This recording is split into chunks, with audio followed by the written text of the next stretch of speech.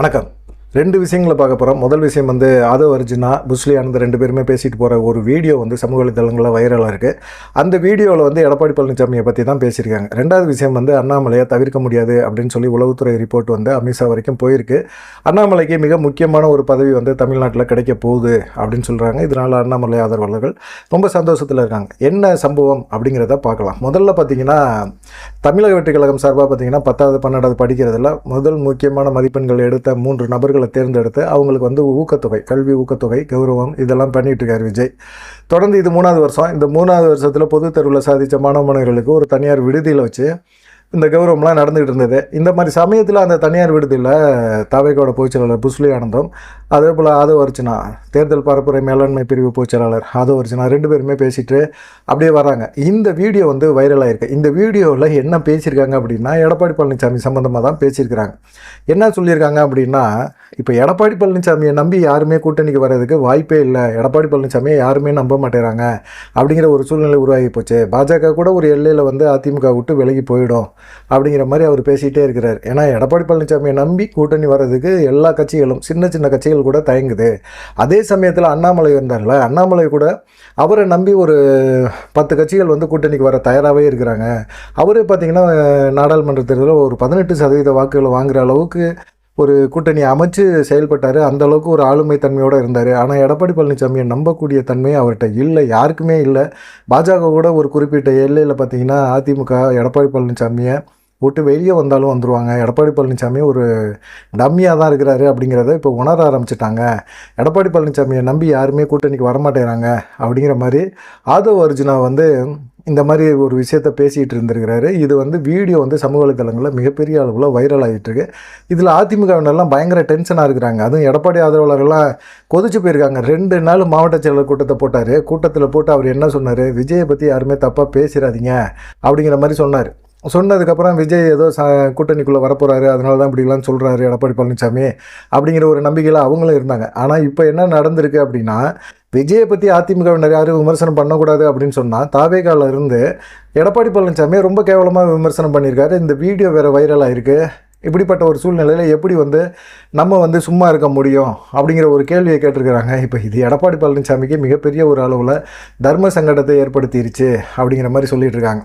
சரி, 2வது மிக முக்கியமான விஷயம், அண்ணாமலை வந்து தமிழக பாஜக மாநில தலைவர் பதவியிலேருந்து மாற்றினாங்க.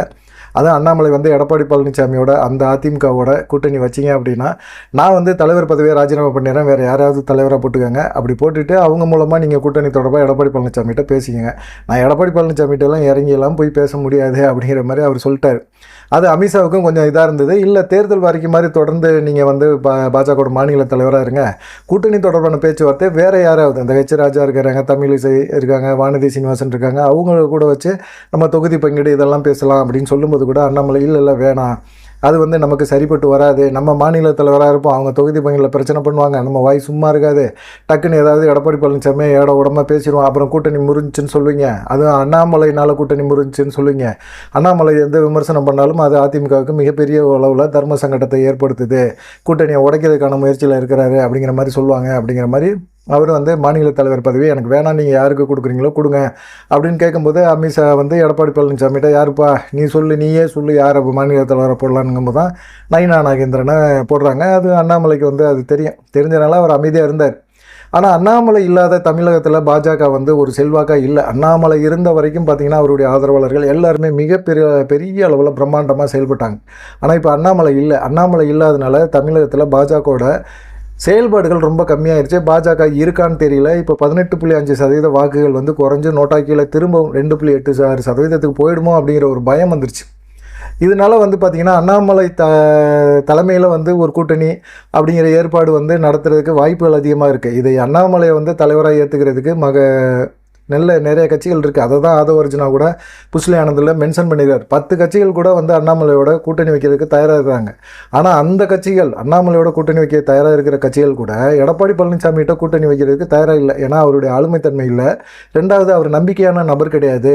கூட்டணிக்கு முன்னாடி ஒரு வார்த்தை சொல்லுவார், கூட்டணிக்கு பின்னாடி ஒரு வார்த்தை பேசுவார். அதனால் வந்து அவர்கிட்ட எல்லாம் வந்து பேச்சுவார்த்தை நடத்துறது வேஸ்ட் அப்படிங்கிற மாதிரி பேச ஆரம்பித்தாங்க.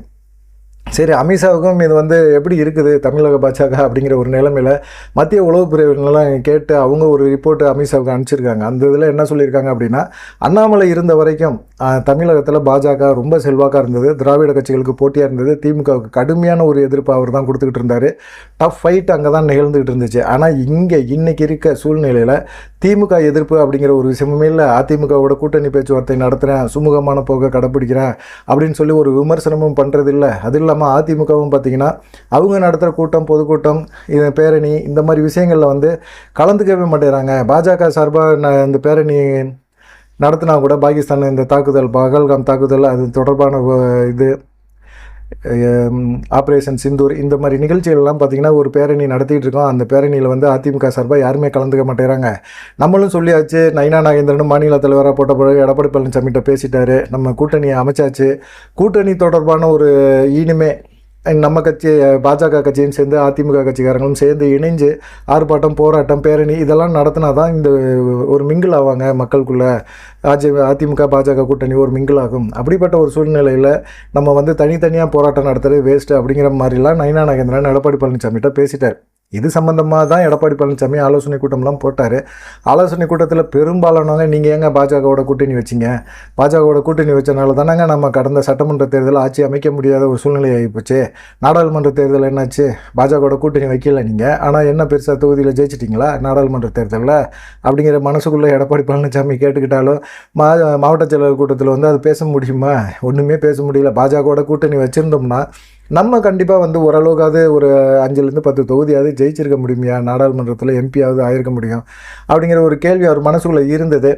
அதே போல் அதிமுக ஆட்சி காலத்தில் ஊழல் குற்றச்சாட்டுகளை சிக்கியிருக்கிற முன்னாள் அமைச்சர்கள் எல்லாமே, வேலுமணி, தங்கமணி, இந்த போன்ற நபர்கள் எல்லாமே என்ன நினைக்கிறாங்க, நம்ம பாஜகவோட கூட்டணி வைக்கணும் சட்டமன்ற தேர்தலில் அப்படிங்கிற மாதிரி இருக்கிறாங்க. ஏன்னா அவங்களுக்கு பிரச்சனை அதிகமாக இருக்குது. எதையாவது தூசி தட்டி எதையாவது ஒன்று தூக்குனாங்க அப்படின்னா நம்மளாம் சிக்கிடுவோமோ அப்படிங்கிற ஒரு பயம் அவங்களுக்கு இருந்துக்கிட்டே இருக்குது. அதனால் பாஜகவோட கூட்டணி வைக்கலாம், ஜெயிக்கிறோமோ தோக்குறோமோ அப்படிங்கிற மாதிரி அவங்க வந்து பாஜகவோட போனால் போகுது அப்படிங்கிற ஒரு எண்ணத்தில் கூட்டணி வைக்கணும் அப்படிங்கிற மாதிரி மனநிலையில் இருக்காங்க. அதுதான் அண்ணாமலைக்கு பிடிக்கல. அண்ணாமலை வேணான்னு சொல்கிறார். இப்போ மாநிலத்தில் வர நயினா நாகேந்திரனை போட்டாச்சு, அவர் என்ன எதிர்ப்பு காட்டியிருக்கார் திமுக பொறுத்த வரைக்கும், அதிமுகவுக்கு என்ன வந்து இது பண்ணியிருக்காரு, ஒன்றுமே கிடையாது, ஒன்றும் பெருசாகவே இல்லை. இப்போ மத்திய உளவுத்துறை வந்து அமித்ஷாவுக்கு ஒரு ரிப்போர்ட் கொடுத்துருக்காங்க, அண்ணாமலை இல்லை அப்படிங்கிறது பாஜக வந்து வெறிச்சோடி போய் கிடக்குது, தமிழ்நாட்டில் பாஜக இருக்கா இல்லையா அப்படிங்கிற தேடுற அளவுக்கு ஒரு சூழ்நிலை உருவாகி போச்சு அப்படிங்கிற மாதிரி ஒரு எண்ணத்துக்கு வந்துட்டாங்க. இப்போ அமித்ஷாவுக்கு வந்து அண்ணாமலைக்கு ஒரு முக்கியமான பதவி கொடுக்கணும், மாநில தலைவருக்கு இணையான ஒரு பதவி கொடுக்கணும். அண்ணாமலை வந்து பேசணும், அண்ணாமலை செய்தியாளர் தினம் சந்திக்கணும், தினம் சந்தித்து இன்றைக்கி இருக்கிற பிரச்சனைகளை சம்பந்தமாக அது திமுக வந்து விமர்சனம் பண்ணணும் அப்படிங்கிற ஒரு சூழ்நிலை இருக்குது. அந்த மாதிரி சூழ்நிலையில் அண்ணாமலைக்கு மிக முக்கியமான மாநில தலைவருக்கு இணையான ஒரு பதவி கொடுக்கணும் அப்படிங்கிற மாதிரி ஒரு சூழ்நிலையில் அமித்ஷா வந்து நின்ட்டார். இப்போ அமித்ஷா வந்து ஒரு முக்கிய முடிவு எடுத்திருக்கிறாரு. என்ன முடிவுனா, தேர்தல் பிரச்சார குழுவில் தமிழக தலைவராக அண்ணாமலை வந்து நியமனம் பண்ண போகிறாரு. இது ஏறக்குறைய மாநில தலைவரோட மிக முக்கியமான ஒரு பதவி அப்படின்னு சொல்கிறாங்க. இந்த மாதிரி ஒரு பதவியை கொடுத்தா தான் பாஜக திரும்பவும் வந்து தமிழகத்தில் ஒரு வளர்ச்சியை கொடுக்க முடியும் அப்படிங்கிற ஒரு நம்பிக்கை அவங்களுக்குலாம் வந்திருக்கு. அதனால் பார்த்திங்கன்னா அண்ணாமலைக்கு தமிழ்நாடு பாஜகவில் திரும்பவும் மிக முக்கியமான ஒரு பதவி கிடைக்க போகுது அப்படின்னு சொல்லிட்டு இருக்கிறாங்க. அண்ணாமலையோட ஆதரவாளர்கள்லாம் ரொம்ப உற்சாகமாக இருக்கிறாங்க. பார்க்கலாம் என்ன நடக்கும் அப்படின்னு சொல்லிட்டு. அண்ணாமலை இல்லாதது அப்படிங்கிற ஒரு விஷயத்த ஆதவ அர்ஜுனா, புஸ்லி ஆனந்த் அது வரைக்குமே அவங்க வரைக்குமே தெரிஞ்சிருக்கு. அண்ணாமலையினால் எடப்பாடி பழனிசாமி செல்வாக்கை குறைக்கவும் முடியும், ஏற்றவும் முடியும் அப்படிங்கிறத அவங்க பேசியிருக்காங்க. ஆதவ அர்ஜுனா, புஸ்லி ஆனந்த் பேசினது, எடப்பாடி பழனிசாமியை நம்பி யாருமே கூட்டணிக்கு வரமாட்டாங்க அப்படின்னு சொன்ன அந்த ஒரு விஷயம் இருக்குல்ல, அதுதான் மிக முக்கியமாக இன்றைக்கி இந்த வீடியோ வைரல் ஆகிட்டுருக்கு. இந்த வீடியோவில் வந்து பார்த்துட்டு அதிமுகவினர், குறிப்பாக எடப்பாடியோட ஆதரவாளர்கள் கொதிச்சு போய் கிடக்கிறாங்க. அண்ணாமலை இல்லாத பாஜக தமிழ்நாட்டில் வெறுமையாக கிடக்குதுன்னு மத்திய உளவுத்துறை கொடுத்த ரிப்போர்ட், அந்த ரிப்போர்ட்டின் அடிப்படையில் அண்ணாமலைக்கு மிக முக்கியமான ஒரு பதவி வந்து தமிழகத்தில் காத்திருக்கு அப்படின்னு சொல்கிறாங்க. பார்க்கலாம், விரைவில் அண்ணாமலையை தேர்தல் களத்தில் சுறுசுறுப்பாக தினமும் செய்தியாளர் சந்திப்போடு நம்ம பார்ப்போம் அப்படின்னு சொல்கிறாங்க அண்ணாமலை ஆதரவாளர். நீங்கள் என்ன நினைக்கிறீங்க அப்படிங்கிற ஒரு விஷயத்தை மறக்காமல் கமெண்ட் பண்ணிட்டு போங்க. நன்றி, வணக்கம்.